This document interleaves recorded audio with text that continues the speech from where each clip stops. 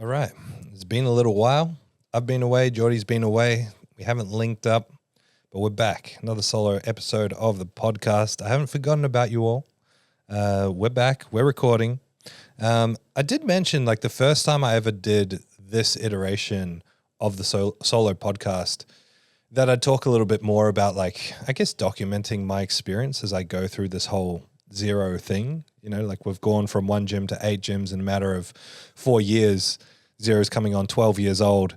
And I guess I just want to share my experience through this so you have a living snapshot of what I'm going through as a business owner. I know that helps lots of other business owners. And for people who lift and who listen to the podcast as well, it just gives you an insight into the back end of how all of this stuff works, which is always cool and handy to know. I know I like following stories of people who do this stuff, and it's kind of weird to think that people are actually inspired by Zero. It's not weird for me to think that because I'm inspired by Zero itself, which sounds a bit corny because Zero and me are sometimes interchangeable, but that's really not the truth. We're not interchangeable. Yeah, I mean, I started the thing, but the growth is not because of me. The growth is because of the team of amazing people that I have around me. And so this is just like my journey inside that machine. And one thing I want to do, almost like a countdown into our 12-year birthday and talking a little bit more about the inception of the gym and where we all began, is to kind of go through the journey of each gym and to give you some insight into the background of how the gyms began and some of the hurdles and challenges were faced along the way. And I think it'll be kind of fun because like they're all at very different stages. So today I'm going to talk about Zero New Zealand, Zero Christchurch, which hasn't even opened yet. You know, we've been on the cusp of opening for a long time and we're getting very close now. And compare that to, you know, Ground Zero, the original Zero is 12 years old. So the stories and the evolution and the experience is different for each one. And yeah, I just thought it would be cool to share that. So I guess a good place to start with Zero Christchurch is how I know the two guys that own Zero with me. So Zero Christchurch is owned by two guys, Chris Lord and Jamie Thompson. So for those of you who don't know me, I actually was born and bred in Christchurch. So I'm from New Zealand. I'm from Christchurch. I moved here when I was just before my 14th birthday is when I moved over to Australia. I know Jamie, my initial foray into online coaching was actually via New Zealand, not Australia. So online coaching wasn't really a thing when I opened the gym and got into coaching. And I had a guy reach out to me in New Zealand and asked for coaching. I was doing a little bit of online coaching with people in Australia, but not much. And it kind of doesn't count because, well, it counts, but the online coaching that I was doing in Australia had started by people coming to the gym, getting a technique session with me and maybe living a few hours away and wanting ongoing coaching. So my first true experience of online coaching came from a small group of people in New Zealand. I'm not going to go through the particular order, but there was a guy called Jackson Hinch. He's actually the person that's on the mural on the wall in Christchurch. He has been pivotal in some of the growth of powerlifting in New Zealand. He was a phenomenal lifter as a junior and had a great lifting career before he sort of had a family, moved on, does a bit of BJJ now, still lifts, still strong as hell, but powerlifting is not his focus. And him, along with the two guys, Chris and Jamie, ran a group called Wolfpack Powerlifting, and they ran some really big invitational competitions in New Zealand in Christchurch. They poured their whole heart and soul into it. So Jackson was one of my first online clients. I'd be remiss to not mention Jamie King, and a really big IPF lifter in New Zealand who I worked with for many years. He was there too, and having eyes on him got me a lot of attention in New Zealand as well.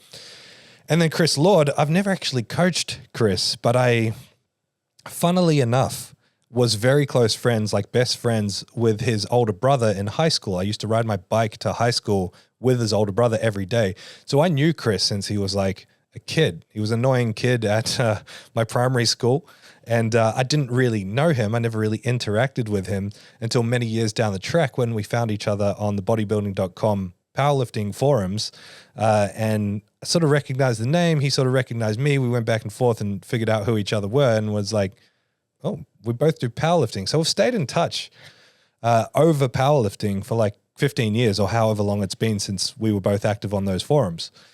And through that, we've spoken about equipment stuff. We've spoken about federation stuff. And the actual date, hang on, it was 17th of February 2023. I just flicked Chris a message being like, how you doing? And my intention was to talk about connecting via federation stuff. So I've been supporting APL for a little while now, and I was, reaching out to people in New Zealand to talk about what are you doing about federations? What's the state of the federations in New Zealand? And he just mentioned, I just said, hey man, how's it going? And he's like, yeah, good. I'm looking to get out of the current gym situation that I'm in. And I made a joke, like I always do. It seems you'll hear this with all the other Zero stories. I made a joke about like, well, it sounds like we need to set up a call and talk about Zero Christchurch. Anyway, within 2 days, that call happened. Within a few more months, we had a company set up. We were buying equipment. They flew over here. They checked out all the Zeros, and away we went. So it started with a bit of a joke, as most of them have. And now we're fully fledged into building Zero Christchurch. We're almost ready to open. So that's always an interesting experience. So the guys were talking about sort of branching out onto their own and opening a small shed. They were looking at opening a small gym, like 150 square meters. They'd started stockpiling equipment. And I'm like, well, it's all well and good to do that. And that's how a lot of us initially started. But if you can get a head start, especially with how healthy powerlifting and strength training is in New Zealand, and do something big, why not? And if you've got the resources to do it together and do something big, why not? So we were all on board, and away we went. These two guys are sort of cut from the same cloth. They are very, very, very invested in spreading the good word of strength training and powerlifting. They really sing the same song that Zero sings, so that they're a perfect fit. Opening a gym in New Zealand has proved to be an enormous challenge. This has been the hardest gym by far that any of us have had to open, as in anybody under Zero. It's come across the greatest number of hurdles and the hardest hurdles that we've come across so far. So I'm not going to get into the details of how much opening a Zero costs, but I'm sure you've seen Zero gyms, and I'm sure you can assume that they're quite expensive to open. So just the sheer cost of the gym is one thing, but the stories that council told us in terms of the processes that would have to go through to open a gym versus what they've actually turned into in practice have been enormously different. And with that enormous difference has come an enormous difference in planned cost. And so this gym has essentially sent us all broke, and we're at the very tail end of it, and we've run out of money. So it's kind of timed well in the sense that we're all broke right at the point where we're about to hopefully open and make some money. But all the delays, all the hardship we've faced have been around the building restrictions, requirements from the council, in conjunction with the poor communication between services. And again, I'm not going to bore you too much with the details, but it's kind of like a case of left hand doesn't know what the right hand is doing. This engineering service doesn't agree with this engineering service. This fire company doesn't agree with the engineers. Everyone wants different things. We just want solidarity and to work towards one shared goal of opening the gym. So that has been really challenging. It's not just challenging from a frustration perspective, but also a financial perspective as well. The silver lining is this is the biggest Zero by far. It's opening with the most amount of equipment that we've ever opened with. So for example, Gold Coast now, how many combos do we have? 5, 6, 7, 8. We have 8 combos. We've built to 7 or 8 combos. Why am I having a mind blank on this? I think we've got 8. Maybe it's 7. Anyway, we're opening Christchurch with 7 combo racks, 2 monoliths, 2 benches, more powerlifting equipment than we've got at any other Zero gym. We're opening with all the same machines that we've got at most Zero gyms, plus some extras. So only Mackay has a Smith machine. Zero Christchurch has a Smith machine. Zero Christchurch is the only gym with a power rack.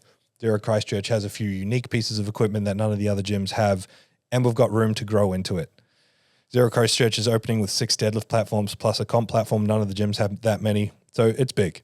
It's really big, and it's really cool. It's a great shape. It's kind of like the dream situation for me and Zero at this point in time, which is really, really, really exciting.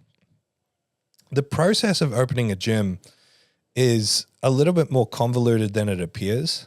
And one of the hardest things is like timing. So like, A lot of people think you just, okay, we're going to open a gym. First thing, let's find a building and then buy some equipment. That's backwards. You buy the equipment first, and then you kind of have to time getting a building to the point where you receive the equipment while you're getting ready to open. And so the issue that we've had is we managed to do that almost perfectly, but because of the council stuff, instead of opening when we were meant to open in May, it's now September and we're still not open. So we're getting very close. We just have to pass this final code of compliance and then we're there. But yeah, it's been extremely challenging. Again, I don't want to bore you too much with the exact details of it. What's left to do though, the boys are finishing up the building work. So there's still the toilets, the showers, all the nitty gritty stuff that comes with that. And it's not just like, yeah, stick a toilet and shower. And it's like, you got to build the walls. You got to plaster the walls. It has to be fire lined. It has to have the special jib rock that's fireproof to satisfy the council. It has to have special extraction fans that go to a particular point in the building and exit a particular point to satisfy the council. It has to be structurally sound to code, which is fair enough. But the engineers' codes are different to the actual council requirements. And then there's butting of heads there. It's really challenging. And kudos to the boys over there. Like Chris and Jamie have worked so hard to make this thing come together. And anyone listening to this that gets the opportunity to visit Zero Christchurch, which I really hope you do because it is a banger gym, you're going to absolutely be mind blown. In my opinion, it's opening as one of the best powerlifting gyms in the world currently. There's not a lot out there that is going to compete with this thing, which says a lot. It says a lot to me personally. I think it's scary to think that, this little place in Christchurch is going to be, worthy of a title like that. And obviously I'm biased. I love Zero gyms, but I've been to powerlifting gyms all over the world and there's not a lot out there like this.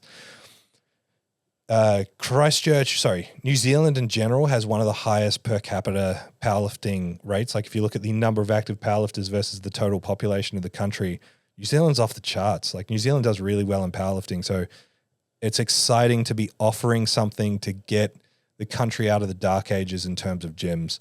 And I mean, no disrespect to my fellow gym owners and friends over there that have gyms, but any of them will salute me in saying that opening a gym is tough, running a gym is tough, growing a gym is tough, supplying and growing equipment is really tough. And to be contributing to that and carrying the torch from the hard work that a lot of my gym owner friends over there have put into growing powerlifting in New Zealand is a real privilege to be a part of. So I really hope people love Zero Christchurch. I know I do already. And looking forward to unveiling it in the next few weeks. That's that. That's my little story on Zero Christchurch. Keep an eye on it. Follow our social media. And look forward to seeing it soon.